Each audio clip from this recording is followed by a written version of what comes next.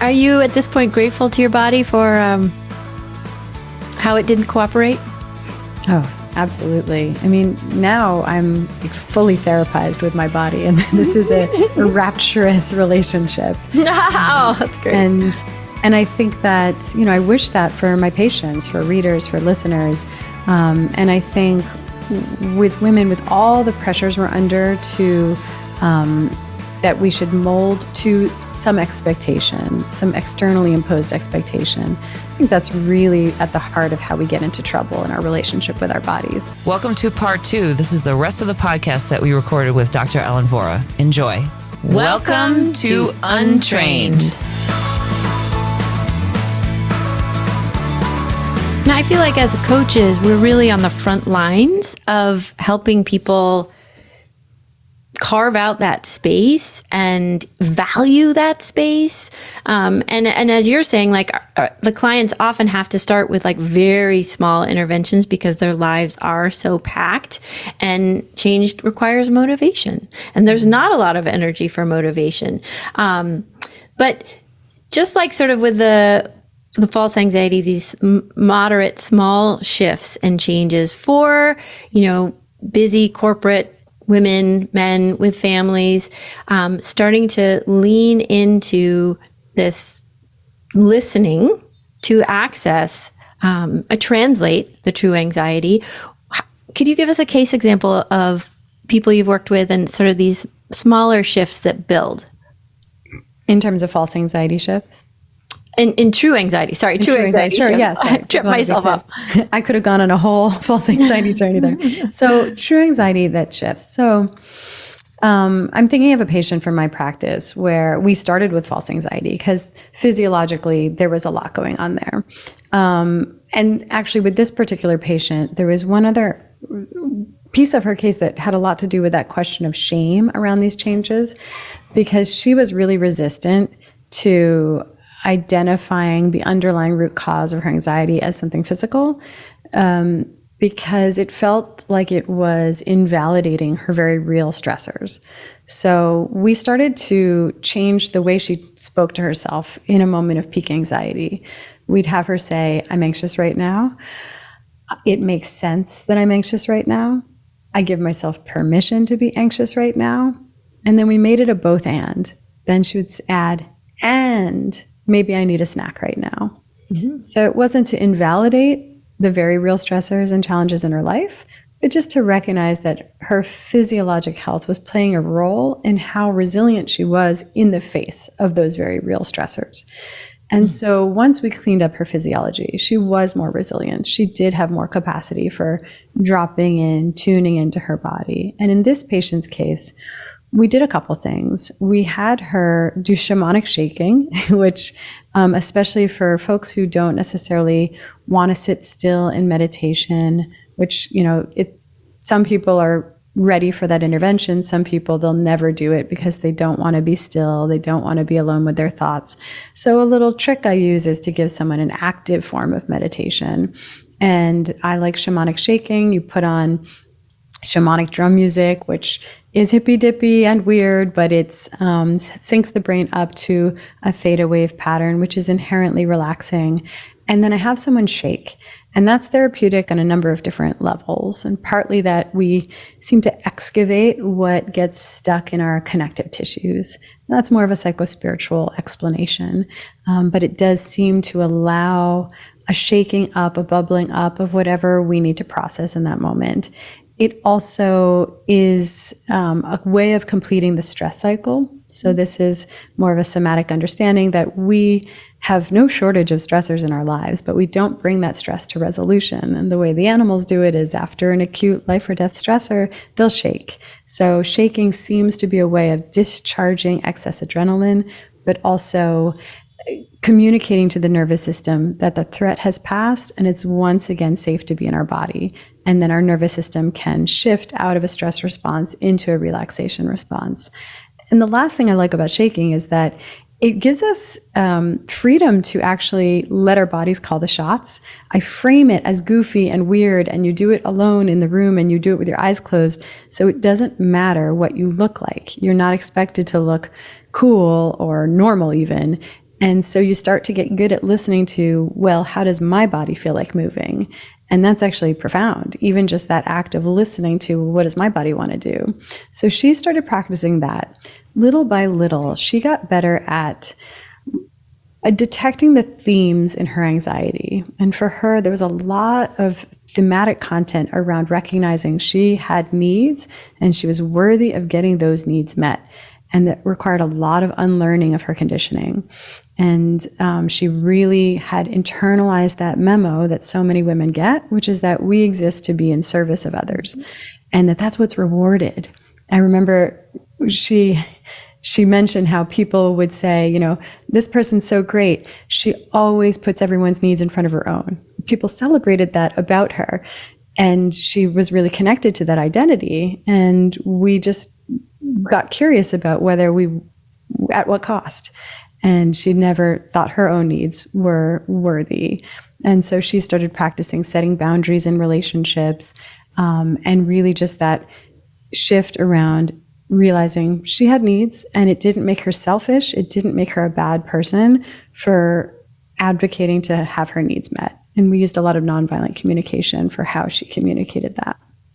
We often talk about how, both of us are Olympic athletes or high-level elite athletes, and that coping mechanism for anxiety was seen as positive, right? So I think about all the things I have done that I might use as a coping mechanism. For example, I'm just relating that is I'm super organized, and everyone loves that about me. And it's an identity I have at work.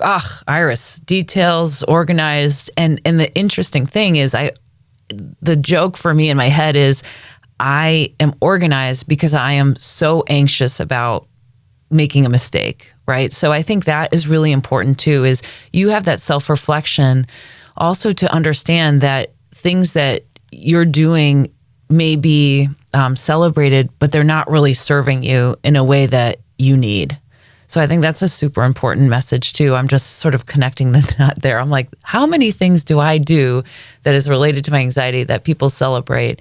And the same thing as being you're a mom, you're doing everything, you're a super mom, right? And that's celebrated. And in my head, as I get older, I'm thinking, yeah, but I could really use a lot more support here. Like, I don't want to do all the things. Thank you very much. So I think it's also getting out of that mindset of, just because someone is celebrating it, liking it, hearting it, it doesn't mean that it serves you. Iris, I think there's so much to this. And, the world, we say like America runs on Duncan, like the world runs on the backs of quote unquote super moms, but right, super moms are subsidizing everybody else's freedom and leisure and well-being. And so I think that it's really important, I think, to recognize this aspect of anxiety, which is a lot of these fear-based, anxiety-ridden, perfectionistic tendencies of being super organized, of being meticulous and detail-oriented, and double, triple checking everything and preparing for everything excessively. We do have to validate that the outcome is seemingly good in this world that's very focused on these kinds of results. And so in certain ways, it serves us for what we call success. And I think at the heart of this issue is the full, logical, extreme question of true anxiety, which to me has to do with the inherent fragility of walking this earth in a human body, that we will lose people that we love, that we might suffer. And I think when you keep asking the question of, what would happen if you weren't so prepared, if you weren't so organized, it boils down ultimately to usually, I could die, somebody I love could die. And so we need to grapple with those questions. And this is part of what I'm wrestling with in my second book is that when we take a purely rational and materialist worldview of this is our one shot at life and it's limited, and if this were true, why wouldn't we all be hypervigilant? Why wouldn't we live in fear of when will the other shoe drop?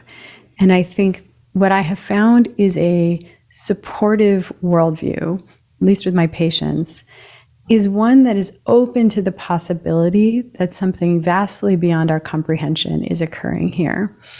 And if we stay curious about that possibility, it opens up ideas of perhaps loss is not quite so absolute, that the worst case scenario is not exactly the worst case scenario in the ways we've been taught to believe it is.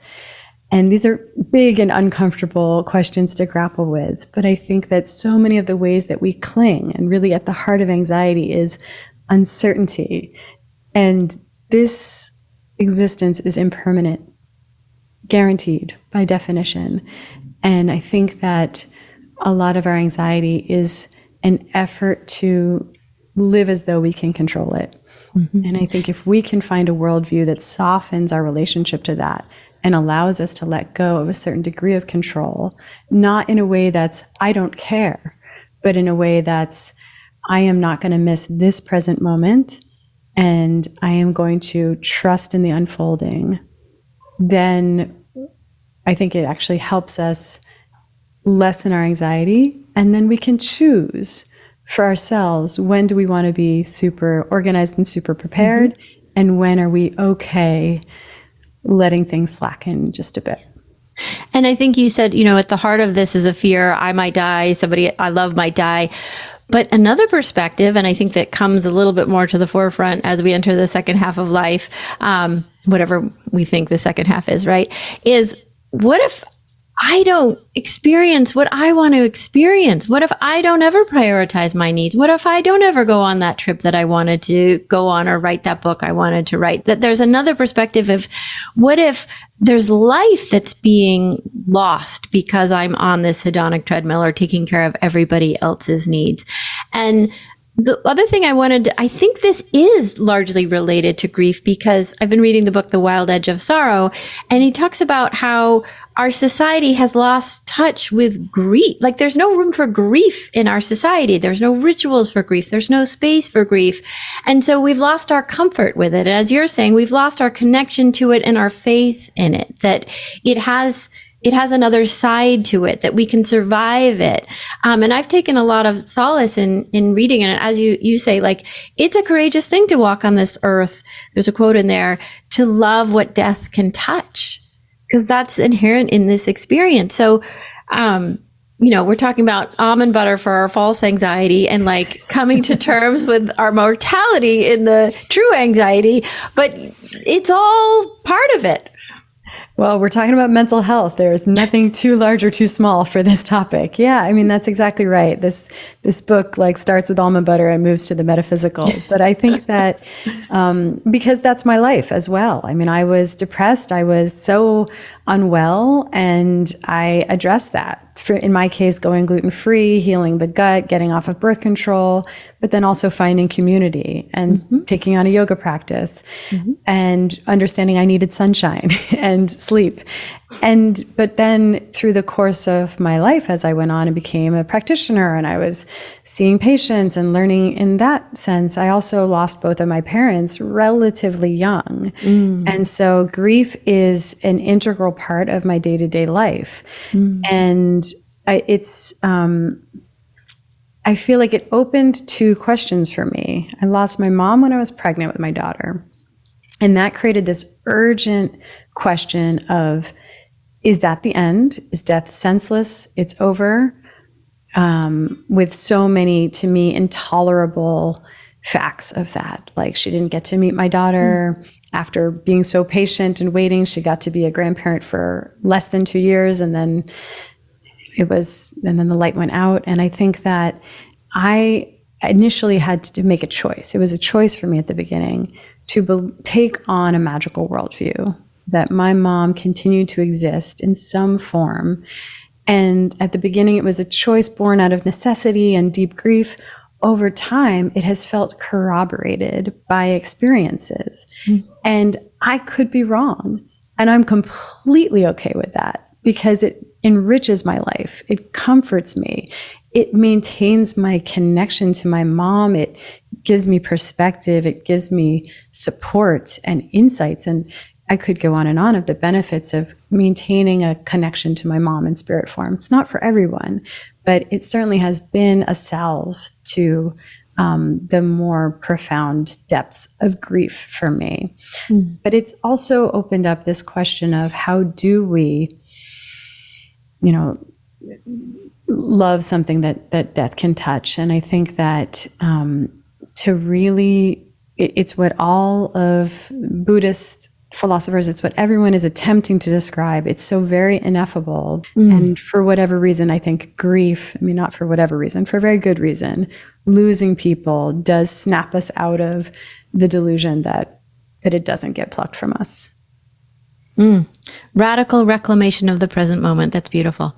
That's beautiful. Well, we're towards the end of the podcast. I don't know, Whitney, do you have another question? I could go on with another question, but I don't want to trail us off because we edit some of this piece. But I don't know if you got all your questions. Well, I just wanted to make a comment. Ellen, you talked about depression, written in your book about food addiction.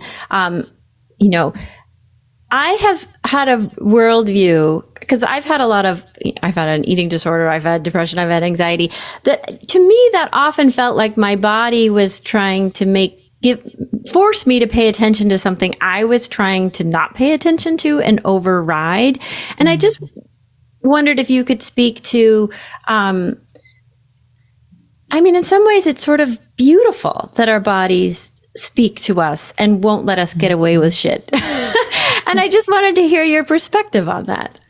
Yeah, I think our bodies are these wise elders that patiently cradle us and say well, you're not getting the lesson yet, but I'm going to stay here gently whispering, eventually one more panic attack. Here we go. I'm going to make you just passed out in your bed, unable to function if you won't listen to this message. But I had one patient once call it, the work we were doing together felt to her like couples therapy between her and her body. That's what my book, the tagline of my book, couples therapy for you and your body. So I 100% agree.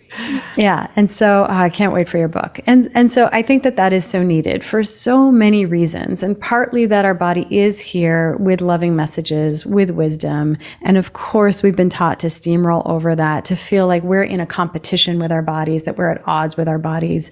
I remember at points in my life feeling like, why isn't my body cooperating with what I want? Yes. And I think that there's this other angle that to me is so important, because I went through a phase of my life, and I talk about this in the book, where I was binge eating. And did that have a psycho-spiritual basis? Absolutely. That's about, for me, feeling lonely, unmoored, alienated. It had to do with themes around my relationship with my mother. There's so much to how we feed ourselves that has to do with all of those themes of self-love, self-acceptance, feeling held, feeling a sense of belonging. That said, I think an underappreciated aspect of something like binge eating is that our foods have been engineered to be hyper-palatable. And so, in other words, they're engineered to be addictive. And we get into cycles with food where we're eating something, we perceive that we can't experience satiety, we can't stop. And that's not just that we're lonely and unmoored, it's also that the food is a drug, and we're more vulnerable to that when we're lonely and unmoored. But then the food is a drug, we feel out of control, and we respond in a number of different ways. Some people go through a phase of restriction, of orthorexic tendencies. Some people skip that step and go straight to the kind of treat yourself, screw it, I'm going to eat like a teenager, a kind of leaning into, I'm done wrestling with this, I want to eat more, so I will eat more, without a recognition that it's not your true appetite, it's not your body knowing what it needs. All of those signals have been overridden by a drug like food. And so for me at least, there was a journey of understanding what foods were behaving like drugs in my body. And I actually had to abstain from those for a period of time to get back to a place of freedom with food. And that is anathema to eating disorder treatment orthodoxy, which is saying everything in moderation, no restriction. And I get that. The restrictive mindset absolutely begets an obsession with food and a binging behavior. But at least in my case, I was addicted to certain foods, and I was never going to find my way out of that cycle without abstaining from the foods that were behaving like drugs. Mm-hmm. Are you at this point grateful to your body for how it didn't cooperate? Oh, absolutely. I mean, now I'm like fully therapized with my body, and this is a rapturous relationship. Oh, that's great. And I think that, I wish that for my patients, for readers, for listeners. And I think with women, with all the pressures we're under to, that we should mold to some expectation, some externally imposed expectation. I think that's really at the heart of how we get into trouble in our relationship with our bodies. So the sooner we can unlearn that conditioning, or for younger women, like avoid it altogether, just skip the misinformation step, and to just be in a radically self-loving relationship to ourselves, to our own needs, to the whispers coming from our bodies. I think that then we are integrated, we're in alignment, it's a homecoming, we feel whole, and we're very connected to that antenna that allows us to listen to those witchier, more intuitive insights that we have access to. And so, yes, now this whole integrated vessel is going through the world as one, but it certainly was a process. I'm thinking a lot about. I feel the same. Go ahead, Whitney. No, I was going to say, as we're talking about coming home to our body, Iris, bring us home in this conversation.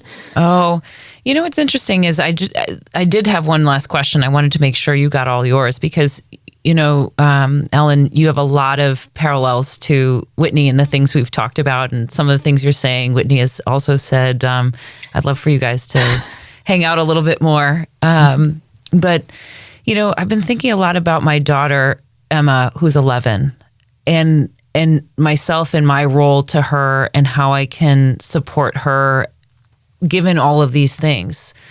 Because I can see it at 11, the distractions, the level of distractions. It feels difficult, the food situation, not because she doesn't want to eat, but, the system in which she's in middle school, they go in at an early time that young middle schoolers, it's just way too early. They don't have enough sleep.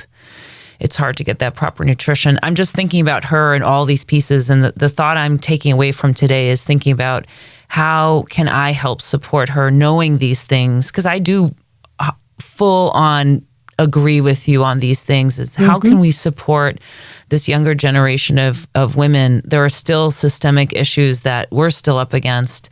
And I'm thinking about it. I don't have any answers. I'm just thinking, wow, have you thought about this? And what have you thought about? And if have any thoughts for a mom just trying to do the best she can with an 11-year-old girl living in this world, I honestly, I feel so much empathy for her because I'm thinking I never existed in a world that I needed to have a phone at 11. I can't, Whitney knows Emma was in absolute panic because she couldn't have a phone for months and I wouldn't let her do it. Right. So, I'm just thinking about her now, really, like, how can I better support her as she navigates a system that is even harder than when we grew up, I feel. Yeah. Yeah. And it wasn't a walk in the park when we grew up, and it's considerably harder now. So I think we have to be really real about what we're up against, and the work of researchers like, I believe her name is Jean Twenge or Twenge. Yep.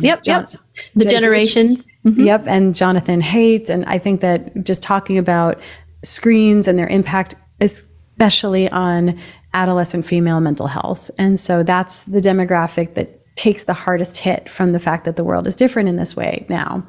And so we have to be real about what we're up against. And I toggle between, should we put our energy toward policy change and advocating for that so that kids can have a shot at getting enough sleep, so that there can be real food available, so that maybe we collectively agree to have less phones in our kids' lives because it has to be collective. Otherwise they feel left out.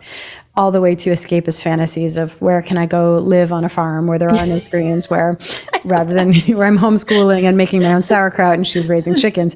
So then, but then I think that to me, the happy medium for real life are harm reduction strategies. And if we can do nothing else, I think protecting the last hour or so before bedtime from screens and blue light is probably one of the most pack the most punch realistic interventions we can do.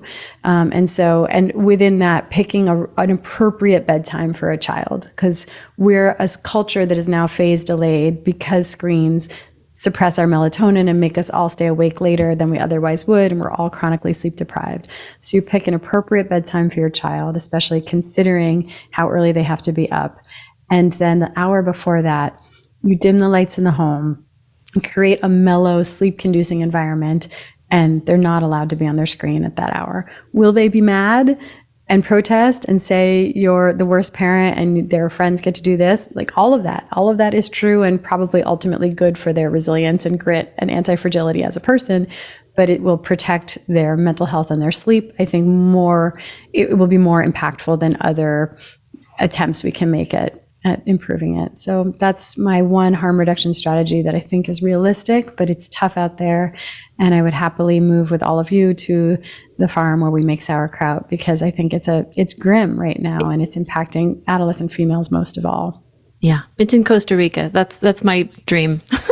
We've been talking about that a lot. And I wanted to underline the point of collective. If anyone listens to the podcast, I want a collective of parents to agree to limit the screens. That's the only reason my kid has a phone now. I was the last parent to hold out on it.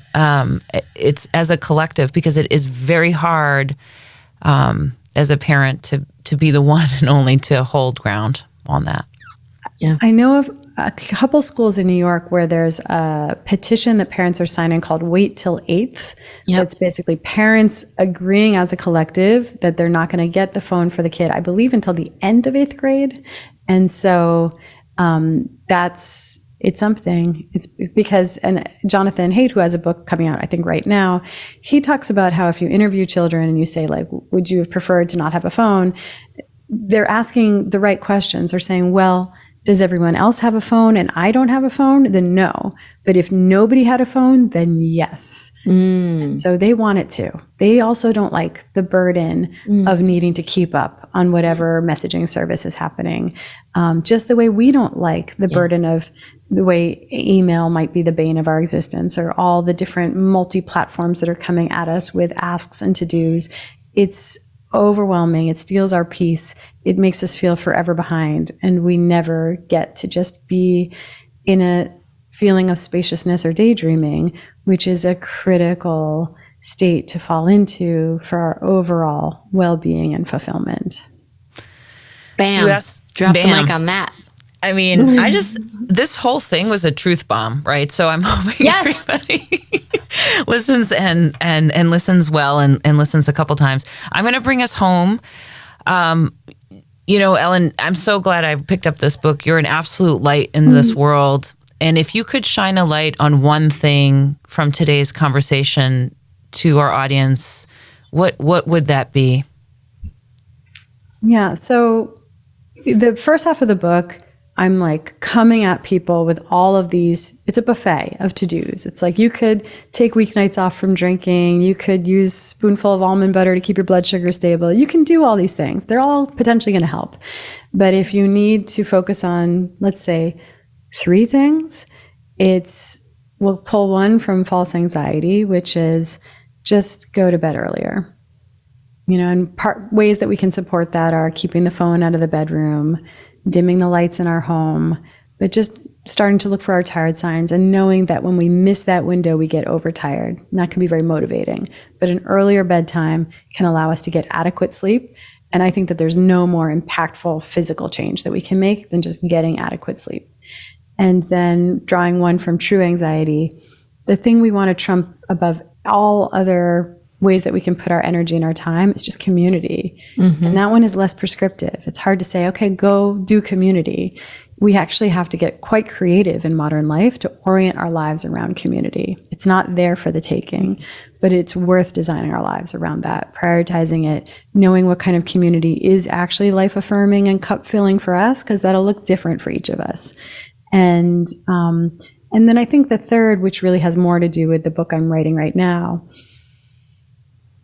is that if you do have a little bit of intuitive, magical witchiness that has long since been silenced and disavowed within you, get curious about testing those waters and seeing if there's a homecoming to coming back to that truth, acknowledging that the world is not ready for that, but do it a little bit unapologetically and just test the waters of what it would feel like to embrace that side of you. These are my unicorns from Iris in the spirit of magic. She sent me unicorns. I hope Whitney heard every bit of it, because just to call it out a little, I do think we've been trained for so long that we need to show up in the rational. And my one duty as Whitney's best friend is to make sure all of her witchiness comes out and people see it in its full glory, because it's beautiful, it's wonderful, and it's gorgeous, and everyone will benefit from your witchiness. So, Whitney. Ellen, when we have you back, we will start with the drum. The drum will join us. Yes, please. Whitney, what about you? Witchiness. Yeah. Whitney, what about you? What's something? What about me? Yes.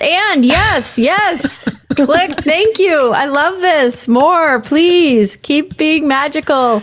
Permission to be human. Embrace your humanity and embrace those little whispers inside of you. Just yes. At the end of every podcast, we say, Whitney, what do we say? Keep untraining. Keep untraining. And if you like what you hear, please subscribe to our podcast anywhere where you get your podcasts, or on our YouTube channel. You should see what we're wearing today, pink and blue.